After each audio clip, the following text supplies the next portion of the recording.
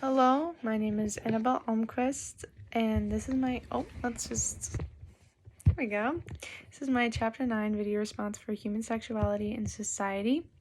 This chapter talks about pregnancy, teen pregnancy, reproduction and reproductive rights, menstruation, and breastfeeding. It starts off with a quote from Mike Huckabee, I think, a right-wing Republican, and the quote goes, "They are helpless without Uncle Sugar coming in and providing them a prescription each month for birth control because they cannot control their libido or their reproductive system without the help of government." End quote. So he, along with a large group of people, believe that contraceptives and contraception is immoral because the goal of sexual intercourse is reproduction. The belief and the stigma around birth control is that it is only used to prevent pregnancy, but birth control is used for many other reasons. Not a lot of people know that birth control can be used for period pain, hormonal imbalances, and things that don't include killing babies. Women's health clinics and especially organizations like Planned Parenthood are demonized because a lot of people assume that these places only give abortions when they really offer a lot of health care and checkups for women. They can do things like STD testing and care, UTI screenings, and even screenings and treatment for depression and anxiety. But a lot of pro-life people have a goal to get rid of places like Planned Parenthood, which, assuming that they only offer abortions, which is really dangerous because it's cheap, affordable healthcare for women where they wouldn't be able to get it in other places. So very cool. In the book, it talks more about what Huckabee has to say and how he said that women are worse at multitasking during our menstrual cycles. And he also actually defended a man who claimed that rape victims barely get pregnant because they can shut down their bodies when they really want to. So, as we can see, not much is known or understood about the female body, which is very harmful and very scary for women when people like this can just say whatever they want and people will be like, oh yes, that makes sense. Because, oh my gosh, that information is not true whatsoever. Women have been fighting for more than 100 years to take control of our bodies with greater sexual freedom and reproduction freedom, which has been and still is a controversial issue somehow. The chapter also talks about compulsory reproduction and how it is a socially constructed phenomenon.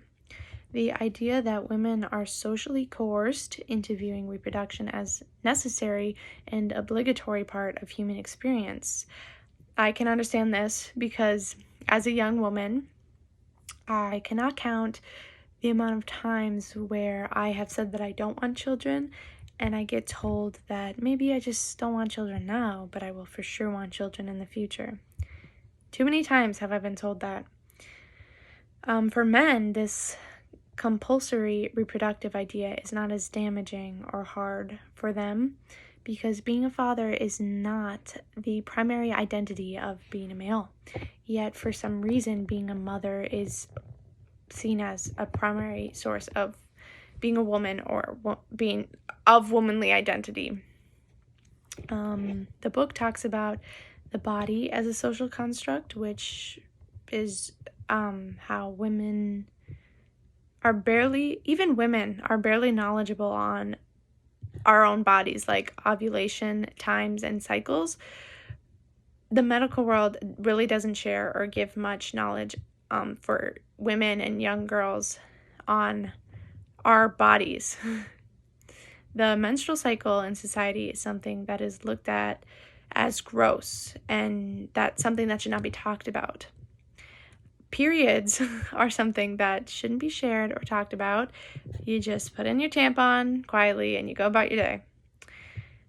Periods are also seen as something restricting and immobilizing in media and society, which is not true for all women, not for all women. Basically, we aren't bound to our beds. I personally become very physically active when on my period, which is not what all women go through, but that is something that I go through. Very different from the picture that is painted.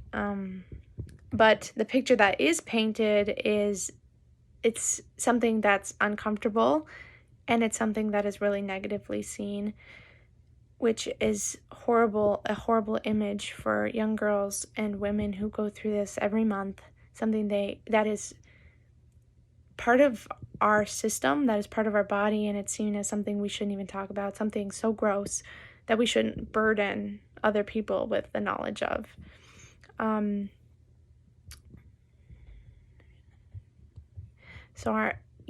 Basically our normal processes that we all go through, that most women go through, is something that we should be grossed out by. It makes no sense to me that men can pick and choose what they want to fetishize about women, yet be grossed out by the on and the in of the female body. Like childbirth and breastfeeding. Breastfeeding is seen as something you should do privately because it's so gross to do it in public. But it's weird how men can like boobs any other time, but dislike them when they are used for what they were made for. When looking at pregnancy, it's something that is seen as normal and beautiful even, yet teen pregnancy, which is talked about in the book, is looked down upon and goes against social norms. How can there be a dislike for one and an expectation for the other? It makes no sense. But yeah, in the end, contraception is something that is discussed and argued about between law and religion, which is strange that a religion can influence law when they should be separate. But contraception is a reproductive right that all women should have access to. Sexual and reproductive rights are essential, and there should be no argument on that. I don't know why there is.